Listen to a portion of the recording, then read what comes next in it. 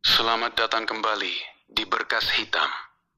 Bayangkan sebentar, semua data pribadi Anda, nama lengkap, nomor induk kependudukan, alamat rumah, nomor telepon, bahkan data keluarga, sedang diperjualbelikan di pasar gelap dark web dengan harga yang sangat murah.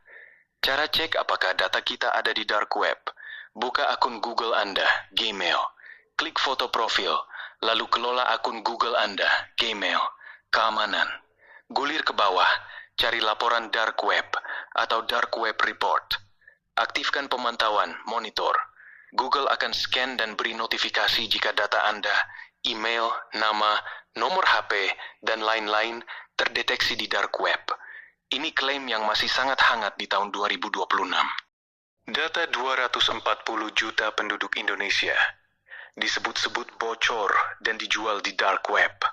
Bukan hanya itu, ada juga ratusan juta data Dukcapil, data siswa sebanyak 58 juta, dan banyak lagi yang terus muncul di forum-forum gelap.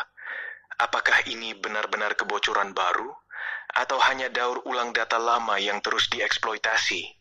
Di video Berkas Hitam kali ini, kita akan bedah fakta yang ada, siapa yang mungkin di baliknya, risiko nyata yang mengancam Anda dan keluarga, serta yang paling penting, apa yang harus Anda lakukan hari ini juga, supaya tidak menjadi korban berikutnya.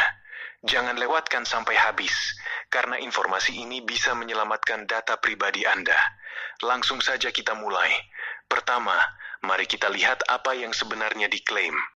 Menurut beberapa laporan yang beredar di awal 2026, ada aktor anonim yang menggunakan nama atau akun terkait yang mengunggah database berisi data 240 juta penduduk Indonesia. Selain itu, data kependudukan sebanyak 337 juta juga sempat muncul di pasar gelap, ditambah puluhan juta data siswa dan data BPJS dari kebocoran sebelumnya. Banyak yang bertanya, ini data baru atau data lama yang sudah bocor bertahun-tahun lalu? Realitanya, kebocoran data di Indonesia sudah menjadi pola yang berulang. Setiap tahun selalu ada kasus baru, dan pelaku sering mendaur ulang data lama untuk dijual lagi, karena masih banyak yang bisa dieksploitasi. Sekarang, apa risikonya kalau data Anda benar-benar ada di sana? Pertama, pencurian identitas. Pelaku bisa membuat rekening bank, pinjaman online, atau bahkan paspor palsu atas nama Anda. Kedua, phishing yang jauh lebih canggih.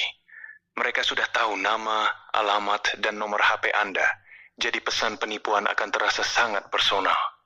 Ketiga, blackmail dan ancaman.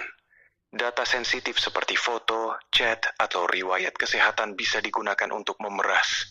Dan yang paling mengerikan, data ini bisa dijual berulang kali ke banyak pihak. Artinya ancamannya tidak pernah benar-benar hilang.